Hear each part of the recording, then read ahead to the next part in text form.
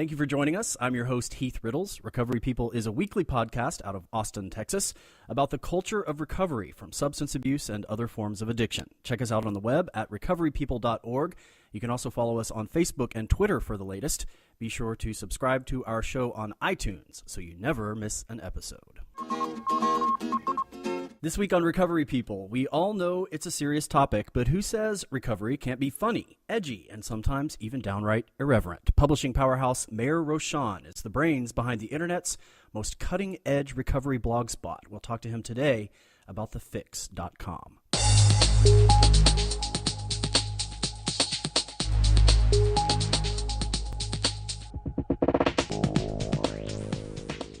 Meir Roshan has a publishing rap sheet longer than, well, let's just say it's long. He was founder and editor-in-chief of Radar Magazine and Radar Online, deputy editor of New York Magazine, editorial director of Talk, and senior editor of Interview. He's written for the New York Times, the Los Angeles Times, the New Republic, Harper's Bazaar, Vogue, Spin, Rolling Stone, and many more. His most recent project, a cutting-edge online blog that combines up-to-the-minute reviews on the nation's leading treatment centers, as well as the latest recovery news and celebrity interviews. Meir recently sat down with us to talk about striking a vein with thefix.com. Meir Roshan, welcome to Recovery People. Thank you for having me. So, when I started researching this interview, I just knew you as this person who had done this amazing thing with thefix.com. I was amazingly intrigued to learn about this really rich sort of personal history that you have. You came to this country, I read, in 1979. You moved here from Tehran with your family. You must have been, I think, 12, maybe 13 years old at that time. It was an incredible moment, not only in the history of Iran, where you came from, but also an interesting time here in America as well. I wonder, what was that experience like, coming to America and being at that particular age, at that particular moment in time?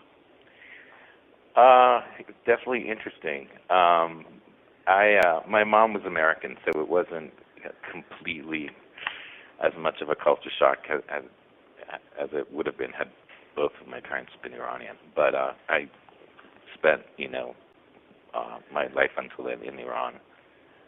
And suddenly came here, and we weren't particularly religious, and suddenly was going to a Orthodox Jewish school in Long Island. So that was as much of a culture shock as coming from Tehran to New York. Wow. So you came to America, you kind of grew up, you started, you kind of earned your chops in the journalism world as a beat reporter, really, basically, right, in Florida. And then you made kind of your big leap into publishing, and it was a gay weekly, I think, called QW. I'm interested in kind of that transition, about how you transitioned from doing just the beat reporter thing into sort of publishing your own deal. I had been doing some freelancing. I love the beat reporting thing. Was really fun. It was I was a crime and Navy reporter for the Key West Citizen. That's how and then did some stuff for the Miami Herald on the crime beat too.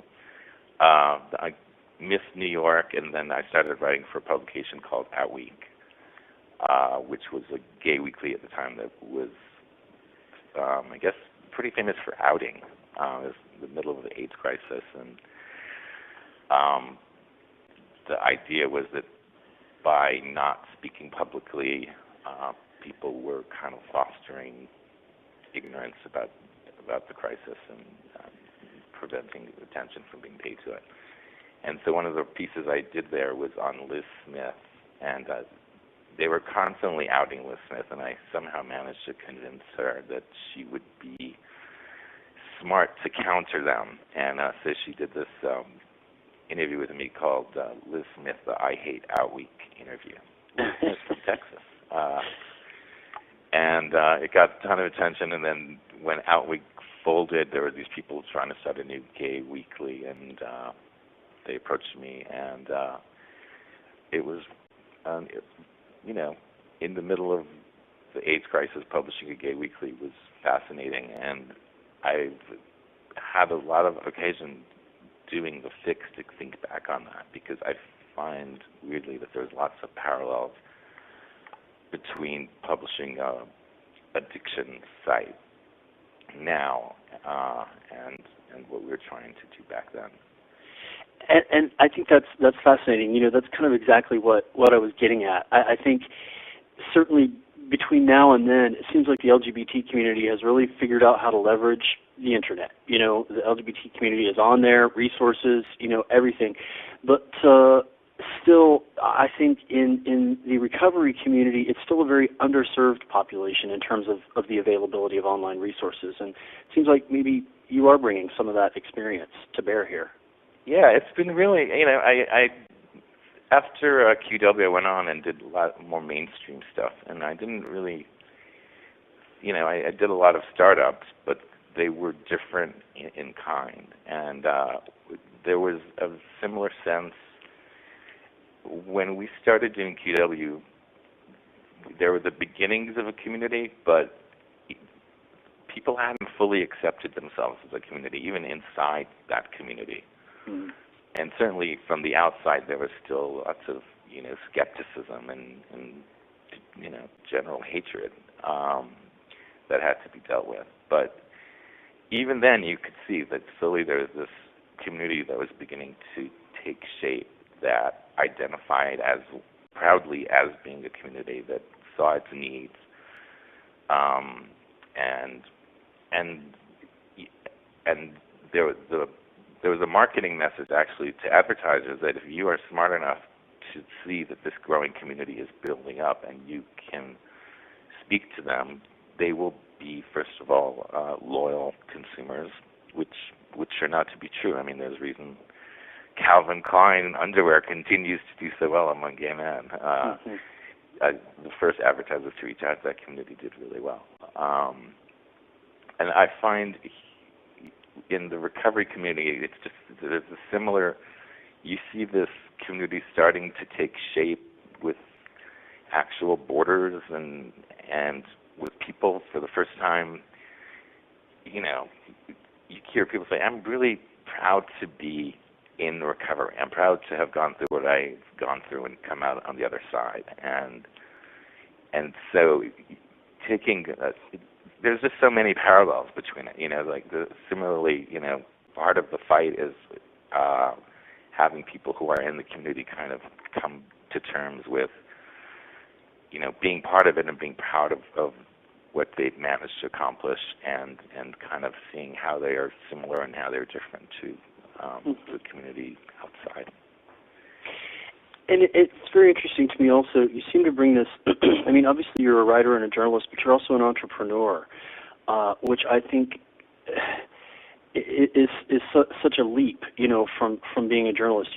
You mentioned the startups that you've been involved with, and that really takes, I think, not only, and correct me if I'm wrong, but not only this ability to write and, be a great editor and all those things, but also mixing this ability, as you've described, to sort of have your finger on the pulse of a specific community or a specific niche and what it may or may not need at a given time, but also combining a personal passion that you have, around an issue. And it seems like those are the things that have combined to make you successful in bringing the fix to fruition. I kind of am spoiled in a way, and I really love what I do. I love journalism, and I love working on things that I think are important. And so when there were times when it didn't seem like there was a magazine that I wanted to work at, I kind of was like, God, I'm going to have to find and invent one. And, there's good things and bad things about that. There's a lot of many, many months of trying to raise funds and, ups and downs with investors and stuff that you don't think about, when you naively think, I'm going to start this thing. But the other side of that is that you get to you have an expression for your vision or your passion, and articulate something that isn't there. And I think that's really what's exciting about journalism, and what a lot of journalism tends to be missing these days as it gets more corporate and bureaucratic. This week on Recovery People, we are talking with Meir Roshan, founder, CEO, and editor-in-chief of TheFix.com. And so then, what is your particular passion around recovery and around providing resources for people in recovery? Where does that come from? It comes from my own experience. I mean, part of those days that I mentioned, waiting for investments to come in, were spent with a big bottle of wine, and I had did drugs back in the day, but my primary problem was with alcohol, and even through some of these projects, I was basically a functioning alcoholic until I thought I wasn't going to be very functional. Until you weren't. And what became clear, again, it came out of QW came out of a personal experience of coming of age. Basically, when I started that, I was, I think, 22, in this as a gay guy in this weird world where all the rules were changing, and you saw you were at the cusp of something happening. This started out when I needed to find a place to go. I didn't really know what to do, and like most people, I think, who are faced with an addiction and who want to do something to change it, you go on the internet and there's a million ads for different places, and you don't really know what's real or what's true or what it seemed amazing to me then, as it does now, that you can go on Yelp and find reviews of the local pizza store, for a $2 pizza, and you're spending anywhere from $10,000 to some people spend $100,000 a month for treatment, and yet there's really no independent guide or reviews of rehabs. And so one of the things I thought was really necessary was something that was journalistic, that was based on the experience of people who actually went to rehabs, like kind of like a Zagat's-like approach to rehab that would give people real information. Mm-hmm. But on top of that was the whole, as someone who's going through recovery, we're at this point where there's all these questions, is it genetic? Is it a spiritual thing? There's all these different, is it psychological? Is it, 12-step? And as a person who's just curious in general, but this is curious about your own life and what direction you should go, you realize how little there is on the subject that is journalistic and not coming from a particular angle. Like there's ultimately just so much out there that you can't even process it, and then not a lot of it is good. That it's not something that mainstream journalism deals with very effectively, I don't think. And so I thought I could use some of the experiences and some of the great people that I've worked with during my career to do a website that actually dealt journalistically with this issue on a wide array of things. We do celebrity stuff, but we do scientific stuff, we do political stuff, historical stuff, and basically the idea was, let's just put it out there, have it all fact-checked and researched, and employ a wide range of writers and journalists, and let people decide, but at least give them something that's, fact-checked and edited and professional, which is, I think, hasn't been around before. Absolutely, and I think sort of what you're describing is really what separates thefix.com from the other stuff that is out there. It's not just a 12-step meeting online. It is fact-check, and it's interesting and journalistic, and it has this broad sort of appeal. It's also, I think, it's a little bit edgy and maybe almost even irreverent, I think, as opposed to maybe some of the other material out there online that may be seen as a little bit stodgy. Do you think that is maybe sort of the real singular thing that separates you from a lot of the other stuff that's out there online right now? I think the journalism, the the journalism, I hope, would be the biggest thing that separates us. That we send people out and, do stuff, getting inside like the most expensive rehab, which is what we did earlier this week. So I just got a story in that we're going to run in, I guess, a month about what it's like to detox at public facilities, around the country, which is, as you expect, a very, very different experience. We've been able to get interviews with a whole wide range of people, from political people to celebrities and stuff like that. The irreverence was, again, going back to my own experience, I just did not want to see another beach and sunset.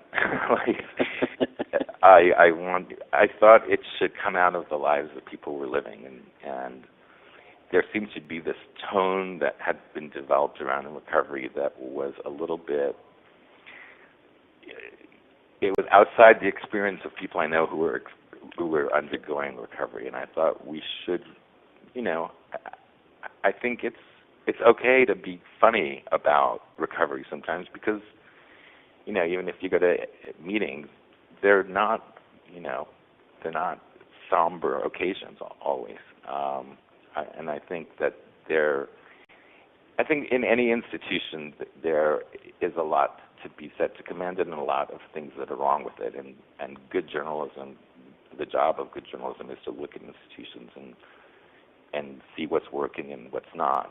And where people are often confused is where they kind of, if you're used to all stuff about recovery being like coming from an angle of advocacy, and don't get that this is actually a journalism site, that's where people kind of sometimes they're like, I'm not getting this. But if you kind of see, as I do, our mandate as being to cover this issue and the drug war and the addiction and alcoholism and science and the social celebrity world around it and society's reactions to all of these things in a journalistic way, I think then you get the site. And I think really you've distilled it right there. It's the difference between being journalists and being advocates, and I think that's really, I think at its sort of barest point, that's the distinction. And I think that really comes into play. I would imagine, in addition to this great ongoing conversation you have about recovery and treatment in America and what to expect at certain treatment facilities and how the different ones vary.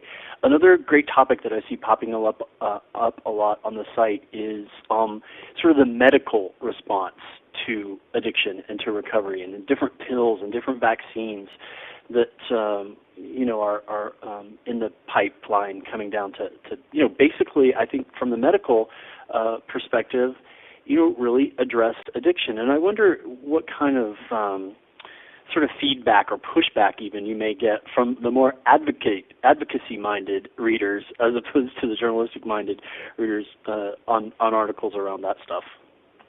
It's interesting. I mean, there's so much stuff going on out there around the medicine of addiction, around psychology of addiction and biology of addiction.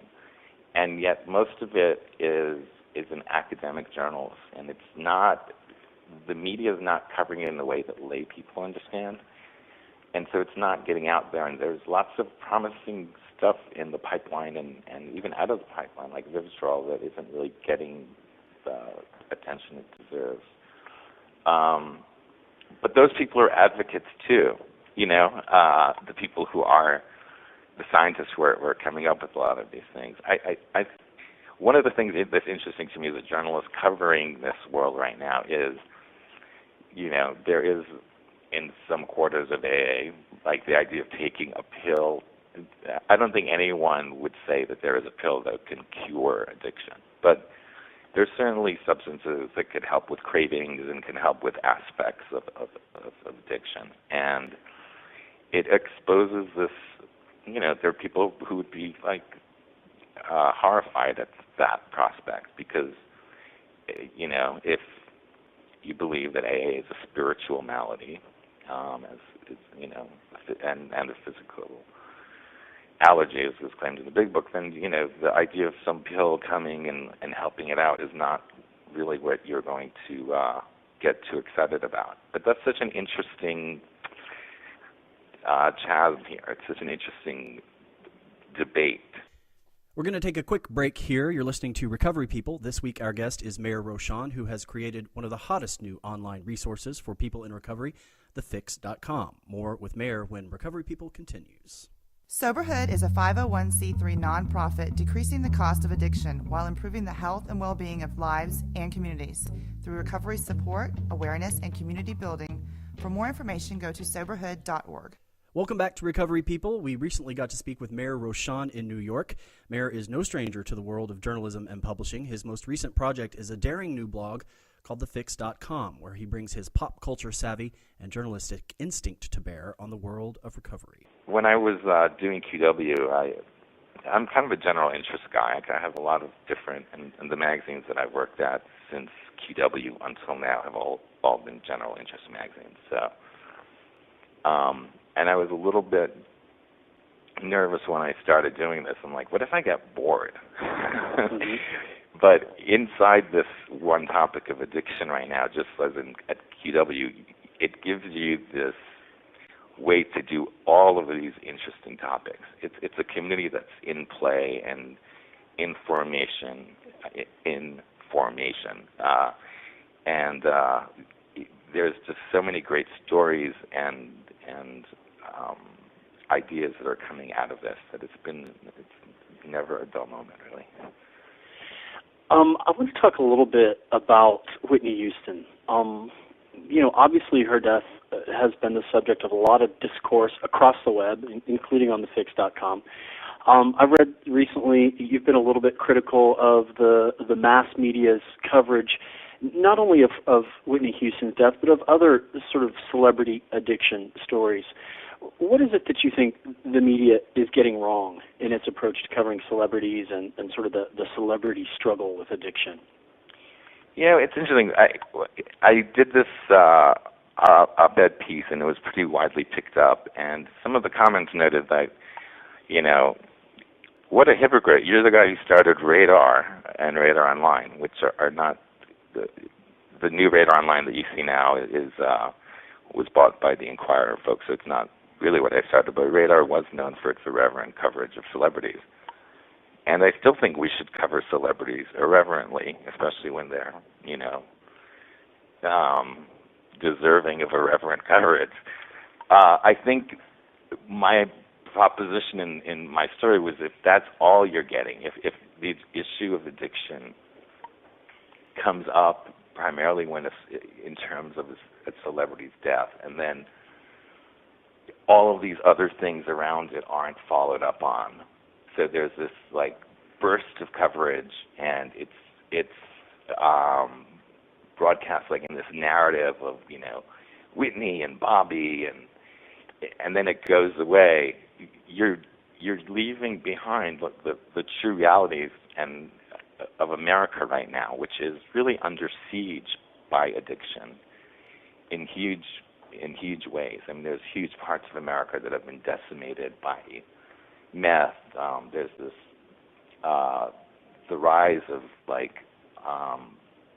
Oxy and all these pills, which are the drugs of choice among younger and younger Americans, and they're receiving some coverage. But I think when we really pay attention is when celebrities are afflicted, which they are increasingly, but if that's the only lens through which you're viewing this subject, you're not doing your job as a journalist. And I feel like the mainstream media is not doing their job when it comes to reporting on this story, which is the biggest health crisis this country faces by far. Another very famous woman whose struggles have been much publicized, Courtney Love. Your ebook just came out last month. It was a result of, I think I read something like 9 months of a really what was at times intense relationship. It sounded like at points you guys were talking almost constantly, emails, texts, phone calls, other types of conversations. What were those 9 months like, sort of getting inside the head of Courtney Love? Oh God, I think Courtney. Funny thing is, I never like a Courtney Love fan musically. This whole thing started as she was supposed to headline this recovery event, and I decided to write about it actually for New York. It was even before the Fix had started for New York Magazine. And then one thing led to another, and then the Fix started, and I came to know her more and more, and she's a brilliant, funny, kind of crazy, troubled woman. She's a fascinating person to talk to. Is incredibly well informed about a lot of topics that you'd be surprised that she was well informed about. And it was ultimately probably her own worst enemy at the same time. So it was really fascinating and interesting to get to know her. She's had a really, her life, with Kurt Cobain and all the people she's met, she's seen a huge chunk of American culture really up close, and she's smart enough to really talk brightly and candidly about it. She's also incredibly frustrating. Could call you or text you like 100 times a day. Is just obsessed with her own image. Can be very vindictive. She's an interesting woman. But the way we ended up doing it at the Fix, covering it at the Fix, was through the idea of here's a celebrity who is fighting her own demons with drugs, and she certainly. I mean, that's the interview. It was widely picked up because it was, she said a lot of interesting things, but there were people in the community like, why are you holding her up as an example of sobriety? And we never held her up as an example of sobriety. We held her up as an example of someone who is trying to get sober. And I think there is as much to be learned from the struggles of people who are trying to get sober. The truth is, a lot of us don't make it. Certainly, the vast majority of us don't make it the first time we try. And I think there are real lessons to be learned from the way, we approach these topics. And in this case, it seemed like in a culture that's so obsessed with celebrity, the ups and downs of celebrities' attempts with recovery are very helpful to some people. I had also interviewed, I guess about 6 months ago, Tatum O'Neal, and I just got in, and someone sent me this item, and it was that Tatum O'Neal is back in rehab, and that really made me sad, because Tatum had just written a book about, overcoming her problems with cocaine, and she seems so together, and she's I was so impressed with her spirit and her, she's obviously been through a rough ride, and she seemed to have gotten it together, and this disease really sucks, and I think that's what gives me the drive to do this website, is like, whatever, like, let's look at all of what tools we have available, let's develop ourselves as a community, let's do the political work that we need to do to get, the government to do the right thing in terms of funding prevention and funding rehab instead of constantly, doing the police and prison thing. Let's get the media to focus on it the right way. There really needs to be a voice for a community of 20 million people in this country. I think actually the true figure is 22 million people who are addicted or in recovery. And I think that's what we're trying to do, and hopefully we'll just keep doing it better and better. What's next for the ebook series? I want to give you a chance to talk about that a little bit before we wrap up. But the Courtney Love book, it's part of I think the first in what will be a series of ebooks published by the Fix. What's else in the pipeline for that? It's exciting for us because Barnes & Noble approached us about doing it, and so the Courtney Love ebook came out of this interview that was originally on the Fix that was much. There's a lot more reporting that was added to it to make it into a book. The next ones aren't going to be quite as bold-faced. There's going to be a book about AA, and it's called Redefining Recovery. And it's about the various concepts in AA, anonymity and spirituality, and the foundations of AA and how they're changing and how they're being reinterpreted by new generations as they go on. There's a book about internet and sexual compulsivity and how sex addiction and the internet have gone hand in hand in this new era. And so there's a gambling book coming up. So we're trying to kind of tackle not only drug addiction and alcoholism, but also behavioral addictions, which are also ballooning for various reasons. Well, Mayor, we will certainly be watching, and I thank you very much for what you're doing with thefix.com, and thank you very much for being with us today on Recovery People. Thank you. I'm so pleased to be on. Mayor Rochon is the founder, CEO, and editor-in-chief of thefix.com. Check out this dynamic new resource for recovery people at thefix.com. Be sure to check us out every week. In future episodes, you'll hear from Maya Salovitz, a neuroscience journalist who is obsessed with addiction, love, evidence-based living, empathy, fertility, and pretty much everything related to brain and behavior. Also, David Sheff, author of Beautiful Boy, A Father's Journey Through His Son's Addiction, plus Polly Parsons, daughter of legendary singer-songwriter Graham Parsons.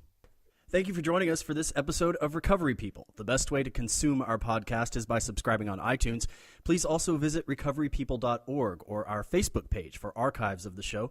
Recovery People is a production of Soberhood out of Austin, Texas, and is co-produced and co-edited by Alex Sanchez and Jason Howell. Our social media and web presence are managed by John Mark Robbins. We'll see you next week.